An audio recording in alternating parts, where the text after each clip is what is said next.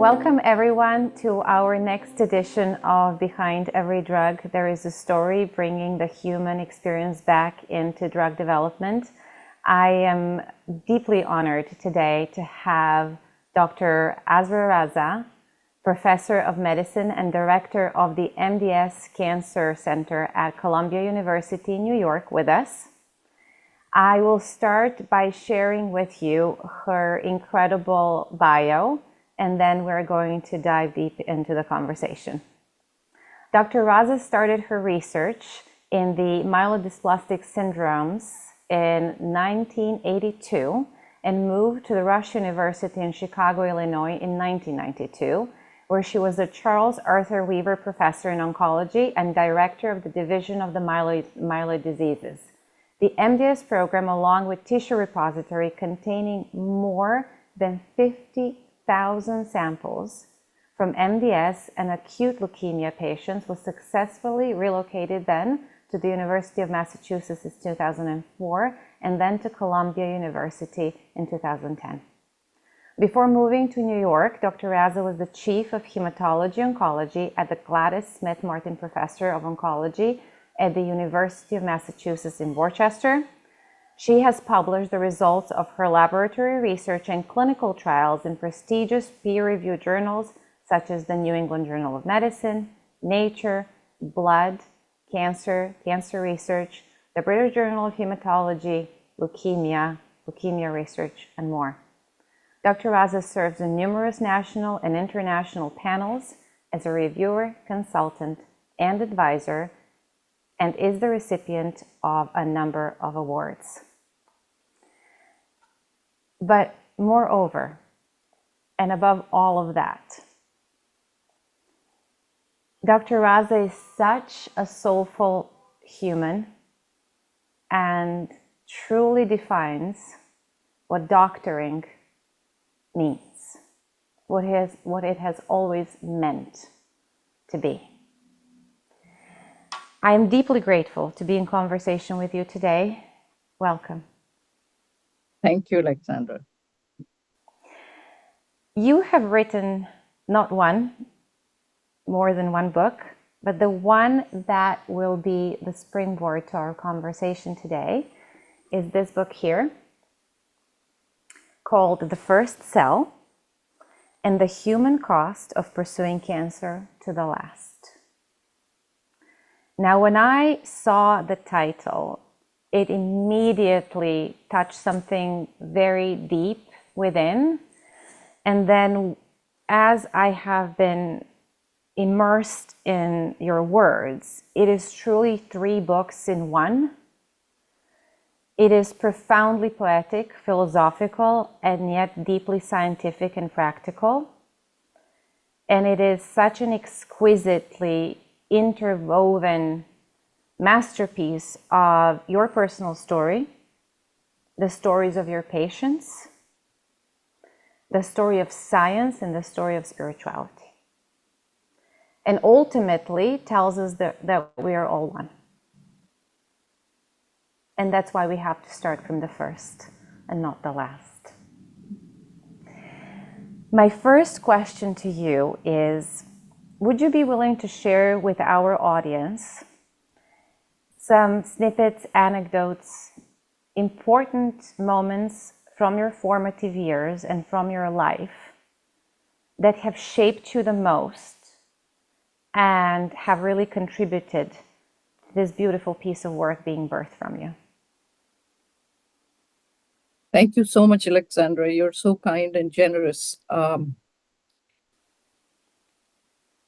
The farther we go out into the sea, the deeper it gets. So I don't want to dive too deep into my own personal history, but just to tell you how I got involved at a serious level in cancer research was as a teenager, I read a book in which it described cancer as a new species that arises within our bodies that can live forever. And that got me, and I thought, wow, if we can unravel the secret of this cell which can live forever, we could unravel the secret of aging. So that was my first question about immortality of this particular diseased cell. And second, Aleksandra, was the idea that if we think of the human body as a state and cells are its citizens, then there are certain laws citizens have to follow. And one of them is, if you're born in the liver, you stay in the liver. If you're born in the brain, you stay in the brain. Only in one disease do they walk out of their organs of origin, and that is cancer. So, number one, a cell that is part of a normal cell in our body acquires immortality and mobility. Mm-hmm. Now, these were the things that intellectually fascinated me as a teenager. But once I went to med school, and there was no other choice in Pakistan, had I been raised in the West, where options were available, I would have gone straight into a PhD program in molecular biology. But we didn't have that. And medicine was my only entry into science. So, but once I saw my first cancer patient, then this intellectual curiosity got combined with an emotional investment. Seeing the kind of cancer patients in 1970s who are from rural areas traveling hundreds of miles on donkey carts, carrying these fungating masses of tumors arising out of them, it was so horrifying. You could smell them from a block away. I knew from that moment on that I would have to, the rest of my life needs to be dedicated to trying to decrease the suffering of these humans. So once you combine the intellectual and the emotional, the thing becomes a quest. And I'll end by saying the advice I give my daughter Shehrzad is that your aim in life should be like choosing a partner in marriage. Never marry someone you can live with. Only marry someone you can't live without. That's the obsession, the impracticality of your true quest has to be that you're Mm-hmm. willing to sacrifice everything for it. And you sure have, both in your life and in your profession. It's incredibly admirable. You've mentioned some personal stories in there. Would you perhaps share your own family story? You've seen thousands and thousands of patients, and then it hit really close to home. So before we dive further into some of the more general concepts of the book and of your work and of your approach and philosophy and poetry, would you be willing to share that story and how it has shaped you? You know, in the book, I wasn't going to talk about my story because it's a stories of patients. But once I dived into their lives with such granularity, I felt that holding back my own would be insincere. I'm holding up their pain for the world to see, but I'm hiding my own. And that didn't sound authentic to me. But once I started writing about my own, it became like a red line going through the whole book. In every chapter, some snippet or some part of it appears because such is one's experience. So I had been practicing oncology for practically 20 years, and then cancer entered my own home and destroyed it. And my husband got diagnosed with cancer when he was the head of the cancer center at the university. And our daughter was only 4 years old. And he gets diagnosed. And it wasn't until I shared a bed with a cancer patient that I actually saw how painful a disease it is. And that kind of didn't change me as an oncologist, Aleksandra, but it changed my perceptions. So the landscape is still the same. Everything around me is the same, but my eyes have changed as a result of that. That's what happened to me. Thank you so much for so vulnerably and courageously sharing that. And I feel for patients, it's really important when they're able to see their oncologist as a human being as well. It creates a completely different dimension of connection. What I took from this book is that and I wrote it down on the first page, in literally in big words right here. And I said, this is the book about renegotiating cancer. You say the following: cancer treatment is just as primitive as a century ago, and how we speak of cancer is primitive too. Medicine is the most social science, demanding heightened communication skills. Could you tell us more about that? Look, to me, nobody is winning the war on cancer. Because, sure, we are curing 60% patients, but with what? The same Paleolithic methods of slash, poison, and burn, surgery, chemoradiation. So, where are all the grand new medicines that we were supposed to bring to the bedside? It's not happened. So, and the 40% who are diagnosed when their disease is too far advanced for any of these cavemen strategies to work, well, then their outcome is no different than it was 100 years ago. Yeah. So for me, taking a baseball bat to hit a dog with it to get rid of its fleas is how we are treating cancer. By giving those kinds of horrifying treatments. How is it possible that in this day and age, that's what we are doing? This is what I mean by saying it's as primitive as it was before. And then you also speak this is woven through the entire book, how important it is that medicine is the most social science. Yeah. And somehow in our busy clinics, that seems to fall by the wayside. There are two parts of the book, there are two quotes that I would love to read out. And one is about one of your patients, Marcia. And she says that medical culture has evolved in such an anomalous manner that patients are surprised by finding an emotionally engaged physician. You go on to say, we have become a healthcare system highly skilled in pursuing a cure, but not healing. And then this relates beautifully to a quote that says, there is no sickness worse for me than words that to be kind must lie. The secret to success in life is relationships. The secret of relationships is trust. The secret of trust is acknowledgement of pure and simple truth. The problem in oncology, as in life, is that truth is rarely pure and never simple. So how do you stay true? Because I know that you do. It comes across through all of the patient stories. How do you practice medicine as social science in truth?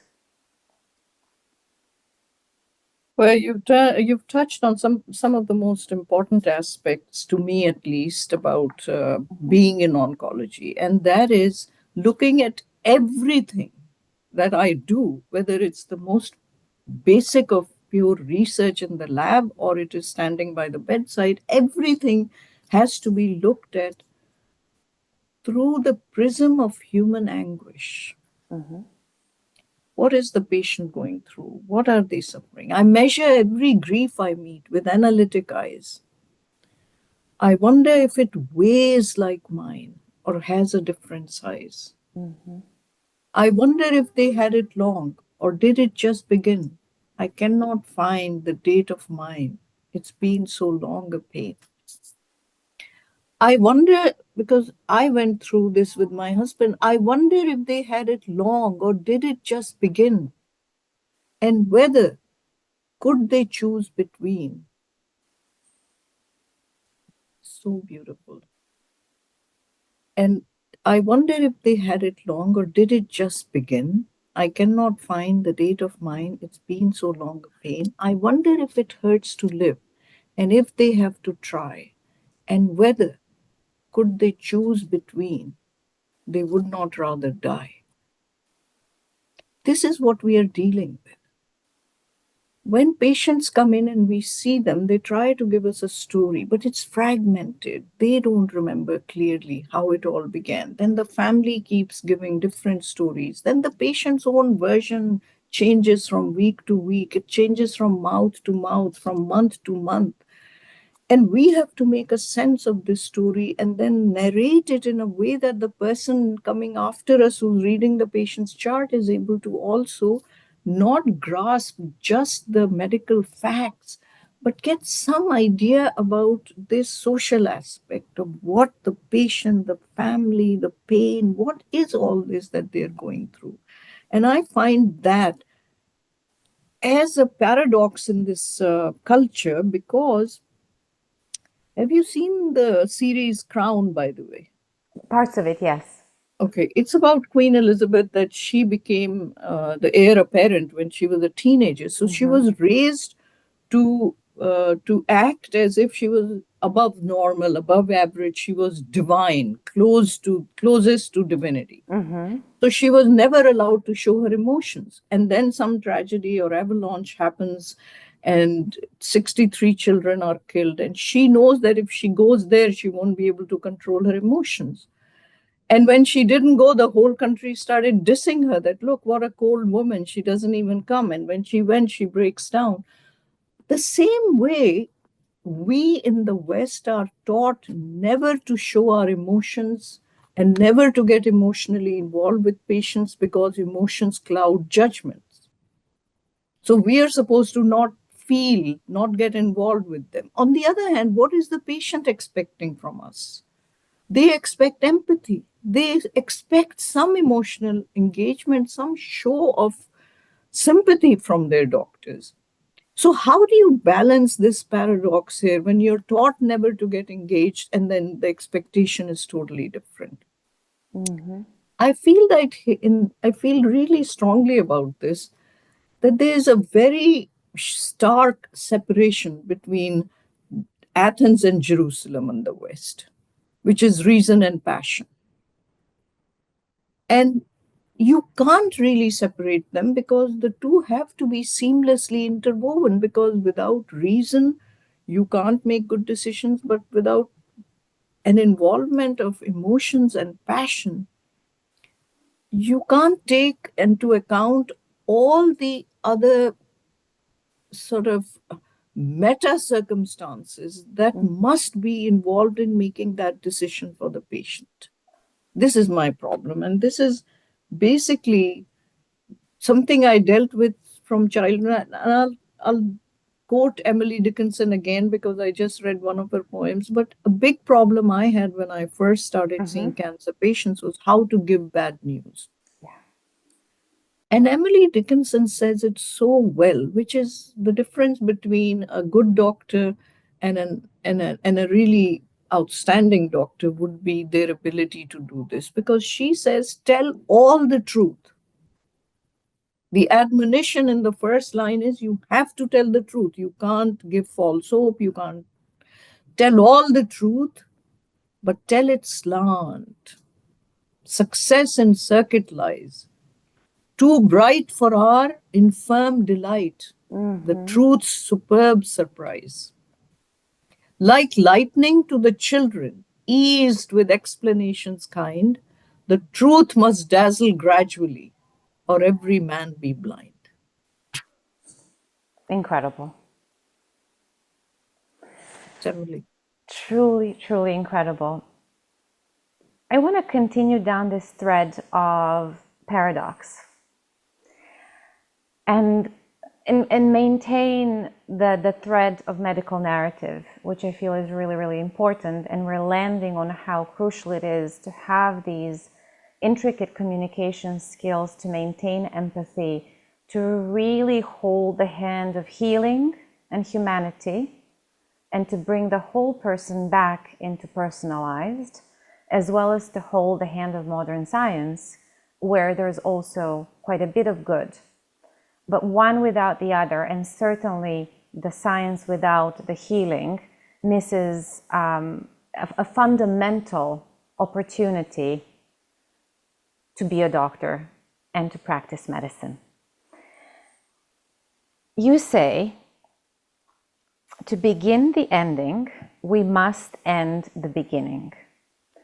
Prevention will be the only compassionate, universally applicable cure. And then also, if I may read one other section as we're on the subject of the paradox.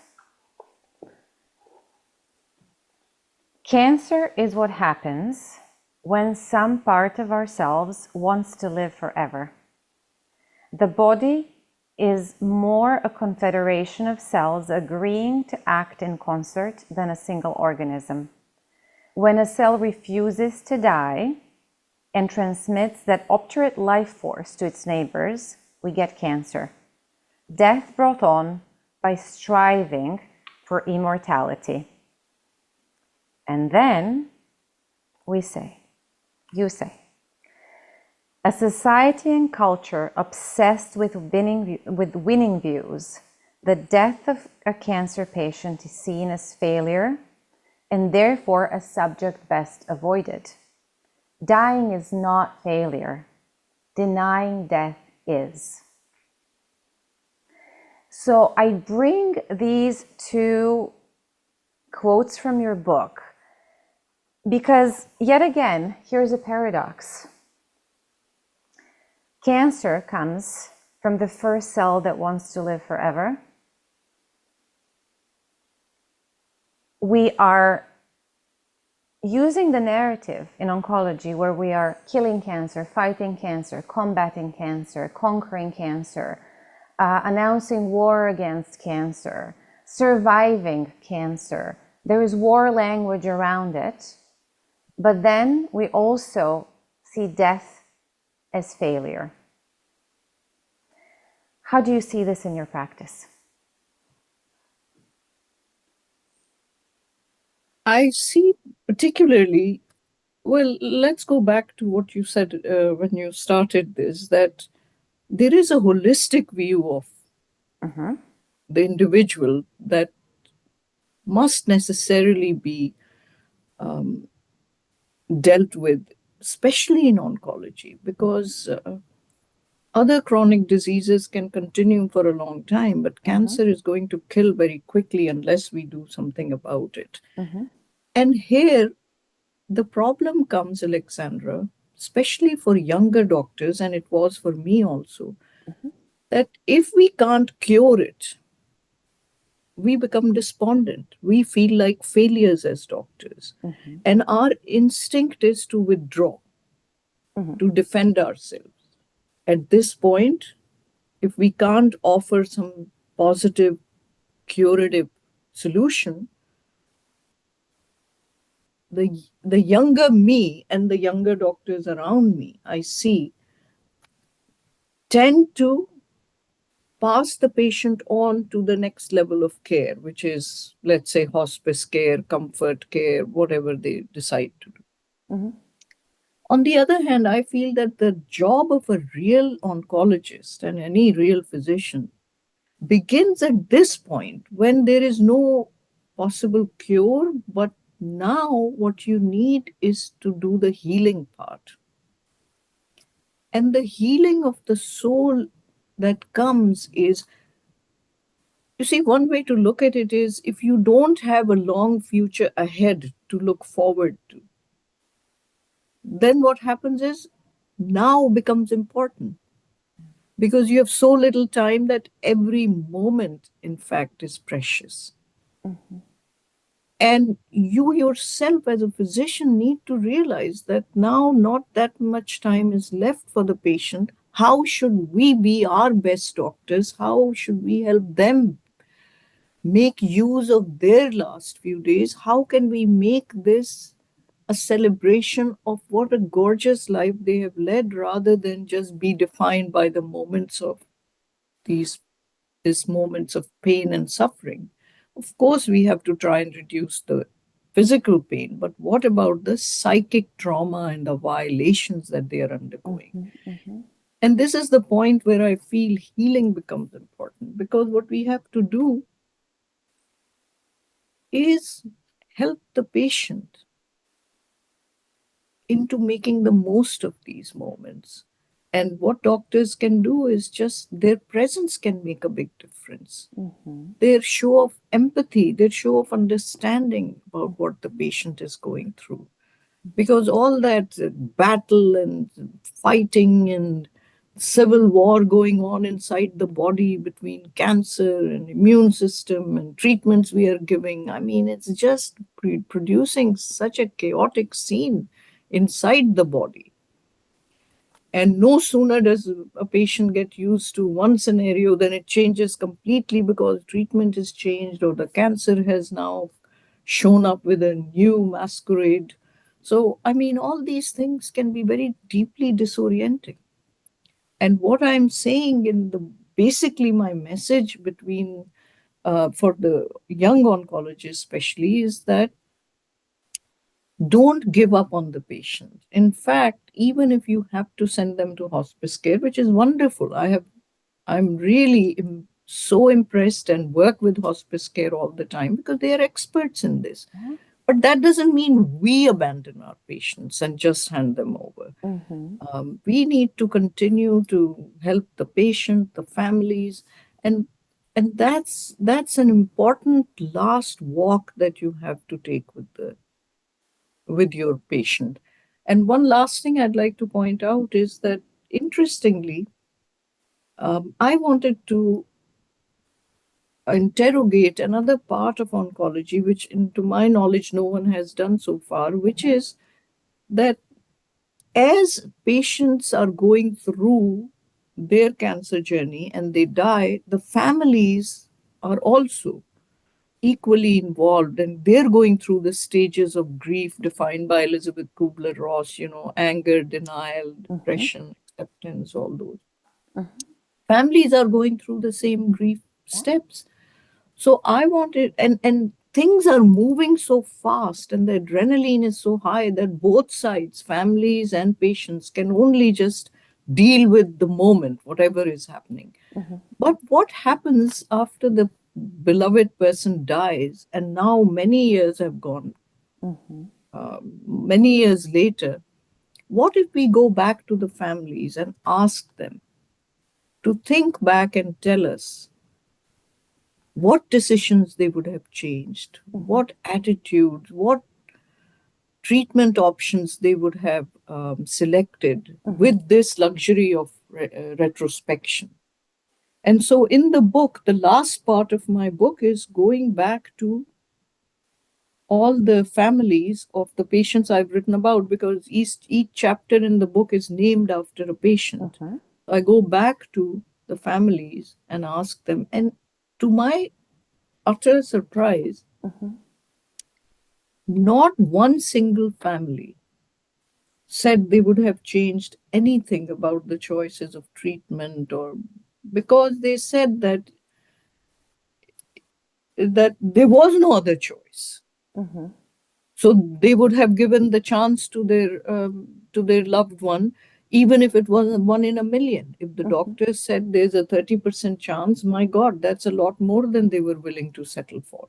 But the only thing that they would do differently was some of the attitudes of the oncologists, their feelings of abandonment when doctors just realize that, okay, now our part is over, we can't give any more radiation or chemo. So that disengagement suddenly became very traumatic because you were so deeply involved with this person who was supposed to be your beloved one's oncologist, and you were seeing them over and over every week and for days on end when they were admitted, and then suddenly it's all gone. So the one thing that they would change is, again, back to that human aspect. Yeah.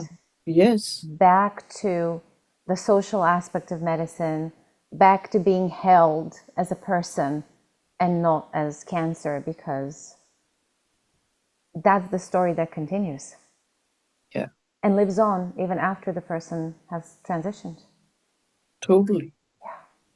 And I want to come back whenever you want to the thing you said about to begin the ending, we have to end the Yes, beginning. exactly. That to me is a very important. So That whenever you want, we can go back to it. this is the perfect time to do so. So again, Okay. you say to begin the ending, we must end the beginning. Yeah. Prevention will be the only compassionate, universally applicable cure. And again, to remind everyone, the book is called The First Cell. So tell Thank you. us more about that Yeah. concept. Well, the only good news we can give a cancer patient when we diagnose them is that, oh, it was found early and we can cure you, right?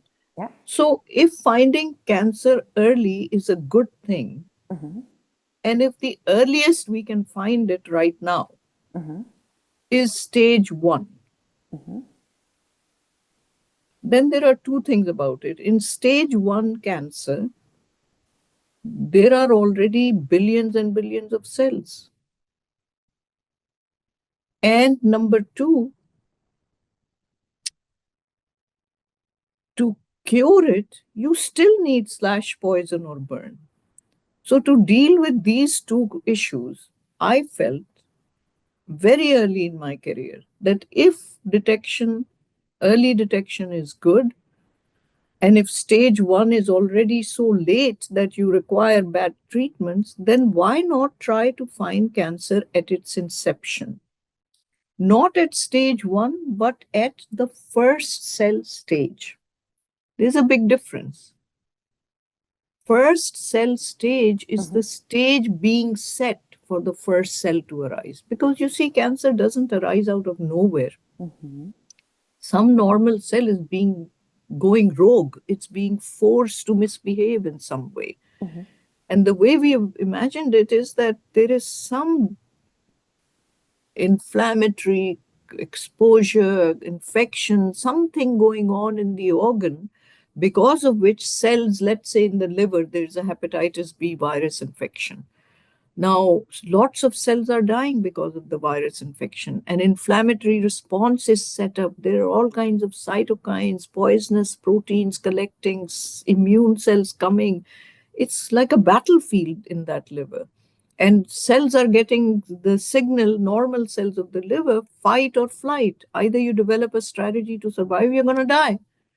And that's when this sudden one strategy that cells develop is this. And my idea has always been that that is the stage of cancer we have to find it at, where the first cell is rising.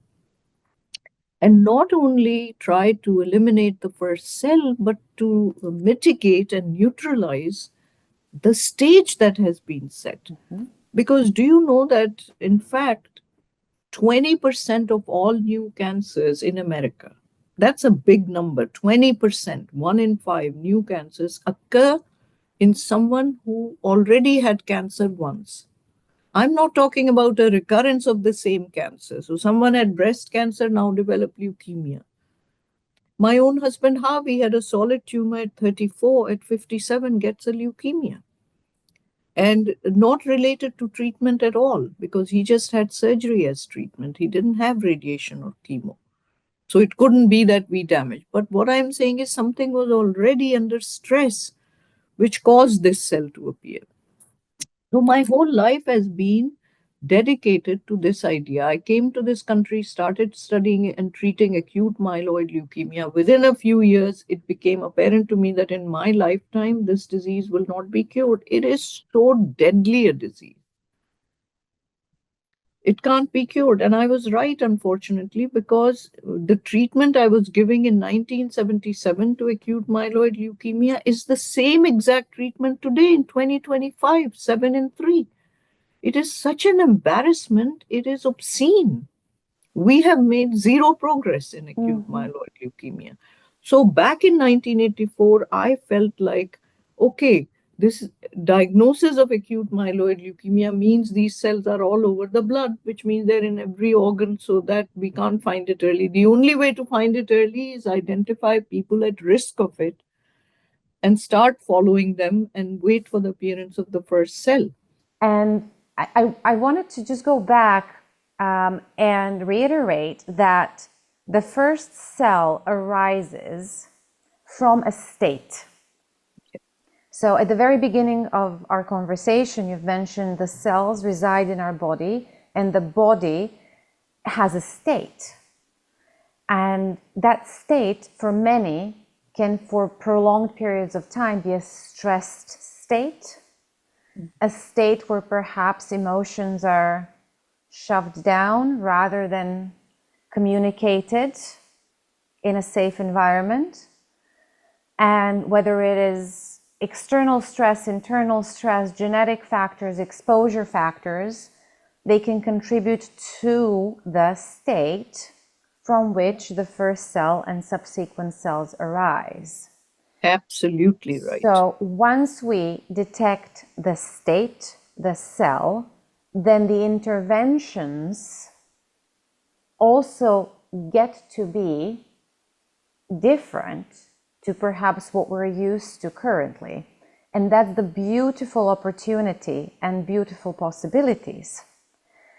And to that point, I would love to refer to a section of the book where you define the word pharmakon. Pharmakon is a Greek word that means not one, but three things: remedy, poison, or scapegoat. I'm just going to repeat this once more to everybody listening. Remedy, poison, scapegoat. And before we move any further, I'm just going to invite everyone to take a moment and reflect on your practice with internal honesty, that radical internal honesty. You don't have to share this with anybody. But notice whether there are moments in your clinic where you may have used a therapeutic, a drug, an intervention, as any one of these three. And I will raise both of my hands that I have in my oncology clinics in the 20 years of practice used them both as remedy, poison, and scapegoat. But my intention going forwards is to use them as remedy. And we get to make that choice, and we get to make that choice a reality through modern science, but through also remembering that medicine is a social science and bringing our human cells into the clinic and connecting our human cells to the human cells of the patient. So the state is important, the first cell is important, and then how we show up is important. What would you like to add to that? I think you've said it beautifully. I will just recount the title of my book. Yes. The First Cell and the Human Costs of Pursuing Cancer to the Last. Yes. Yes. Let us not forget those costs are both physical and financial and emotional and psychic. So financially speaking, 45 to 46% of patients diagnosed with cancer lose every penny of their savings by the second year of diagnosis. How is that possible that we are ruining practically half the population diagnosed with cancer? And not many are being cured. That's the problem. That very few are actually cured. Because most of these treatments are going towards using experimental trials for advanced cancers, which really don't work, which are not curative. They can palliate for a few months, but is all the pain and suffering and financial toxicity is worth it or not? So that's the only other thing I wanted to add to this pharmacon that you brought up from my book. I've been very affected by just the fact of whatever we are using as remedy is the poison itself. And that is such a horrible thing to be doing to the scapegoats, who are our poor patients. And nothing could describe it better to me than this Greek word. Yes, and interestingly, and yet, well, maybe interestingly is not the right word, but it is a really revealing and very insightful moment, and you bring that to close the book. It lifts the veil is really the best way that I can describe it. And it takes us back to something you mentioned at the beginning. So it's a beautiful full circle of, shifting the paradigm, changing the lens through which we view things and how we approach. You say the dawn has already arrived. So I would really love to end on that note. Tell us what you mean when you say the dawn has already arrived. Well, what I mean by that is in 1908, Henry Ford said that if I had asked my customers what they want, they would have said a faster horse. Instead, I gave them the automobile. And to me, if I ask my oncologists, colleagues, or the patients, they would say, yes, we need better therapies. But I'm always offering them something very far in advance. I think this is the automobile in the era of horse carriages. This is the dawn I'm talking about. Everyone has to wake up and see. It's so clear that all of healthcare has to shift from reaction to prevention.